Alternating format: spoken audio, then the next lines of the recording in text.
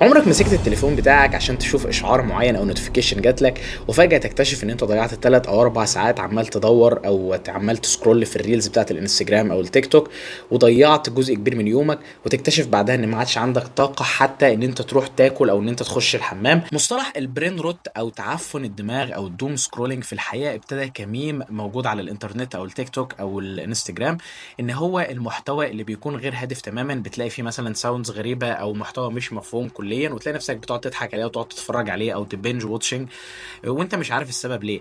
او حتى مثلا ممكن يتطور وتلاقي في ناس قاسمين الشاشه نصين او جايبين اكتر من سكرين عمالين يتفرجوا على اكتر من محتوى في نفس الوقت، بحيث ان هو يخلي دماغه متسليه على طول. والمصطلح اللي بدا كميم على التيك توك في الحقيقه بدا يتاخد بصوره جديه كمصطلح طبي وهو البرين روت. ودخل في القاموس اوكسفورد ككلمه جديده في 2024 2025، اللي هو بيرمز للناس اللي بتعاني من المشكله دي. وفي الحقيقه معظم جيل جين زي او البوست ميلينيال، اللي هو الناس اللي بتكون مولوده من اول 1995 لحد 2010، فهم بيعانوا بصوره اساسيه من ضعف في التركيز، والاتنشن سبان بتاعتهم او قدرتهم على التركيز بقت محدوده جدا لاقل من 4 او 8 ثواني. عشان كده مثلا احنا مثلا كصناع محتوى او الناس اللي بتصنع محتوى يقول لك لو انت عايز الفيديوهات بتاعتك تفايرل فانت لازم تهتم بحاجه اسمها الهوك، اللي هي الحاجه اللي بتشد المشاهد، ولازم أن تكون حاجه قصيره جدا، حاجه تخطفه، لان الاتنشن سبان بتاعنا ما عادش مخلي الناس ان هي تقدر تتفرج على فيديو مثلا 5 دقايق او 10 دقايق حتى لو هو الفيديو ده مهم او هو المفروض يستفيد منه. والموضوع لما بيأفور عن حده فبتلاقي ان انت بقى عندك القدرات الادراكيه او قدرات المعرفه قلت، وتحس ان زي ما تقول كده ان دماغك بينكمش، دماغ يعتبر بتمرنه كانك بتروح الجيم او بتلعب بايسبس. لو انت مثلا فضلت فتره ما تستخدمش دماغك بصوره صحيحه، اللي ربنا اداك الدماغ ده عشان تستخدمها، فهتلاقي ان دماغك بدأ يتعفن حرفيا ويبدأ يصغر في الحجم، والميموري او الذاكره بتاعتك بقت مضروبه بالنار ومش قادر تركز على حاجه والكلام ده كله. طب ايه هي اعراض البرين روت او تعفن الدماغ؟ لو انت مثلا فجاه لقيت نفسك ان انت مش قادر تركز على تاسك معين او مهمه معينه، مش قادر تركز عليها نهائي، وعندك احساس ملح ان انت لازم تمسك التليفون بتاعك وتقعد تقلب في الريلز حتى لو انت ما بتتفرجش على حاجه مفيده نهائي، لو انت مثلا حاسس بتنميل او ان انت دايما ملان ومفيش حاجه بقت بتبسطك، سواء انت خارج مع اصحابك او قاعد مثلا مع مراتك مثلا في البيت او حتى خارج مع صاحبتك، ما عادش مثلا عايز تقابل الناس او تروح تخرج مع اصحابك او تروح تجمعات عائليه لان انت بتحس بملل شديد جدا، عندك مشاكل في النوم وساعتك البيولوجيه مضروبه بالنار، في يوم مثلا تلاقي نفسك صاحي طول اليوم واليوم اللي بعديه بتنام ساعتين واليوم اللي بعديه تنام 12 ساعه، ساعتك البيولوجيه مضروبه بالنار وعلى طول دايما بتفكر او على طول دايما تحس انك سرحان.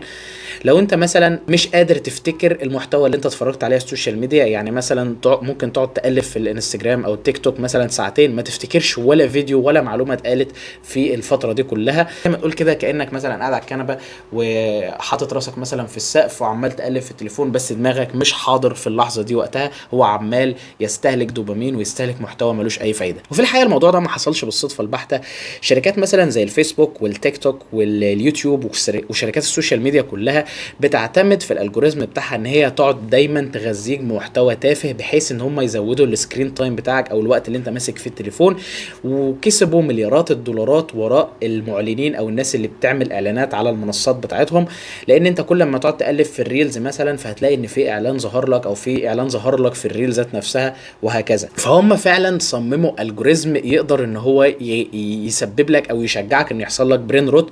والالجوريزم ده على فكره بيبتدي بعد فتره لما تقعد تتفرج على الفيديوهات دي اكتر ان هو يبتدي يتغذى على المعلومات دي ويظهر لك محتوى انت فعلا اتراكتد ليه، او هتلاقي نفسك ان انت بتتفرج عليه وانت غير واعي. الموضوع ده مدمر للدماغ لان ربنا خلق الدماغ ان هو يشتغل في مثلا في الفترات اللي انت صاحي فيها او انت بتشتغل او انت بتعمل البيزنس بتاعك او انت بتفكر فكره ابداعيه او ان انت مثلا بتعمل ريسيرش.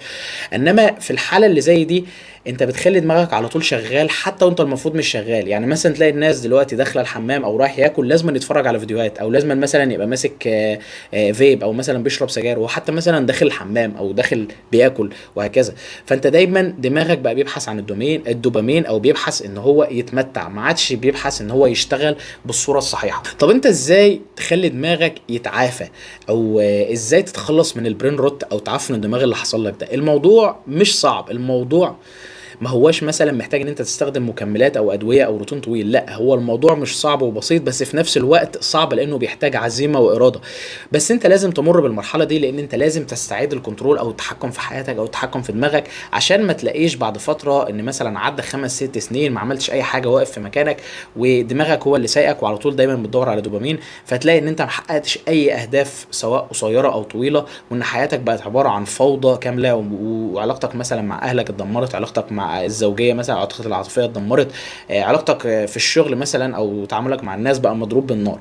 فانت لازم تستعيد التحكم في دماغك او تستعيد التحكم على نفسك. في حاجات معينه بنصح اي حد بيعاني من ادمان السوشيال ميديا وان هو دايما بيقضي مثلا 4 او 5 او 6 ساعات عمال بيسكرول على الريلز، انا بنصحك النصائح دي. اول حاجه ان انت تقفل النوتيفيكيشن بتاعت الابليكيشن او ان انت تمسحها. لو انت شخص مش شغلك الاساسي على السوشيال ميديا او مش بتستفيد من السوشيال ميديا بان انت تغذي نفسك بمعلومات تفيدك، فالافضل ان انت تمسح الابليكيشن دي. طب لو انت مش قادر تمسحها، على الاقل اقفل النوتيفيكيشن بتاعتها، ان هي مش كل شويه مثلا انت عمال بتذاكر او بتعمل حاجه تبتدي مثلا تمسك التليفون جالك نوتيفيكيشن تقعد تدور في النوتيفيكيشن فتلاقي في نوتيفيكيشن ثانيه، وهكذا. حاول ان انت تقلل الديستراكشن او تقلل السكرين تايم بتاعك على قد ما تقدر. تاني حاجه ان انت تعمل تاسكايه واحده بس في المره الواحده، يعني زي ما تقول كده صاحب بالين كداب. يعني انت دلوقتي مثلا بتشتغل، مش شرط ان انت تشغل في المونيتور او الشاشه بتاعتك اغاني مثلا، ومش شرط ان انت في نفس الوقت عمال ماسك التليفون بتقلب، ومش شرط مثلا ان انت رايح الحمام في نفس الوقت عمال ماسك التليفون وبتقلب. لا،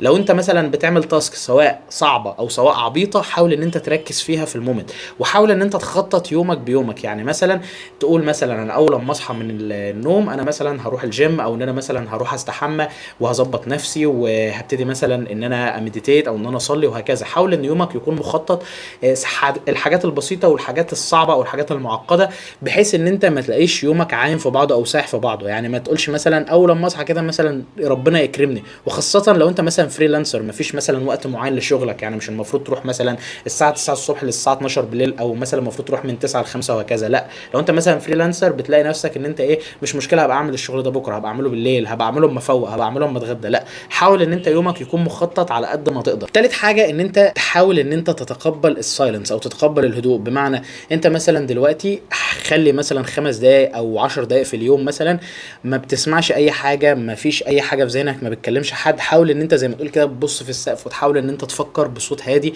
انت المفروض تعمل ايه في حياتك، او انت المفروض تعمل ايه، او حتى ما تفكرش. يعني حاول ان انت تسترخي خالص تماما، وان انت مش شرط ان دايما يبقى في صوت بيغذيك او دوبامين بيتفرز عشان تبقى مبسوط. حاول برضو ان انت تهتم بصحتك الجسديه، يعني عشان تحسن من صحتك النفسيه او صحتك العقليه، فانت لازم يكون عندك نوع من انواع الرياضه بتمارسها على مدار يومك. سواء الرياضه دي ان انت بتروح جيم، بتروح سباحه، بتروح تجري، بتروح تتمشى، بتركب العجله بتاعتك، وهكذا. الحاجات دي كلها مفيده لجسمك ومفيده لدماغك، لان هي بتديك زي ما تقول كده ثقه بالنفس او راحه بال انت محتاجها عشان تعدي المرحله دي من حياتك. واهم حاجه برضو ان اختياراتك في الاكل تكون كويسه، وان انت لو انت بدات تتعود ان الاكل بتاعك كله من بره، حاول ان انت تجيب اكل فريش وتطبخه في البيت. ترجع للاساسيات، بلاش الاكل من بره، بلاش الحلويات على طول بعد الاكل، بلاش التدخين برضو والمخدرات لو انت بتعملها، حاول ان انت تقللها على قد ما تقدر وتمنعها تماما. حاول ان انت تخلي دماغك بيستمتع باللحظه. اول لما تعمل الحاجات دي هتلاقي ان الحاجات التقليديه اللي ربنا خلقها لك عشان تمتعك بدات تمتعك. ان انت مثلا ان انت قاعد تتكلم مع حد بتحبه، او ان انت مثلا رايح تزور عيلتك، او ان انت مثلا خارج مع اصحابك، هتلاقي ان الحاجات دي رجعت تاني تديك دوبامين او تديك دافع في الحياه. هتلاقي برضو ان الشغل اللي انت بتشتغل عليه او المشروع اللي انت عايز تعمله، هتلاقي نفسك ان انت مركز، وان انت بدات تخش في الفلو ستيت، ان انت حرفيا مركز 100% في الحاجه اللي انت بتعملها. بس الموضوع بياخد وقت وبياخد صبر وبياخد عزيمه عشان فعلا تتخلص من البرين روت اللي حصل لك او الدوم سكرولينج. بس كده، اتمنى الفيديو يكون عجبك. الفيديو ده انا مش عامله بس للناس اللي بتتفرج او بتعاني من البرين روت، انا برضو عامله لنفسي او لاي حد بيتفرج، لان انت ممكن تكون عرضه للموضوع ده في مرحله من حياتك، وخاصه لو انت في مشاكل مثلا في الفتره دي وهكذا، فانت بتلجا لنوع من انواع ان انت مش عايز دماغك يشتغل او بتتهرب من حياتك. فانا جاي اقول لك، او الرساله دي بوجهها لك، ان انت دايما لازم يبقى عندك الكنترول على حياتك، ولازم تتحكم في دماغك، لان انت لو ما اتحكمتش في دماغك فهو هيوديك في اماكن وحشه جدا، وهتلاقي ان عمرك بيضيع. بس كده، اتمنى الفيديو يكون عجبك. لو عندك استفسار سيبه تحت في الكومنتات، ولو حابب استشاره او متابعه الكترونيه فهتلاقي اللينك في الديسكربشن. وبس كده، واشوفكم في الفيديوهات الجايه.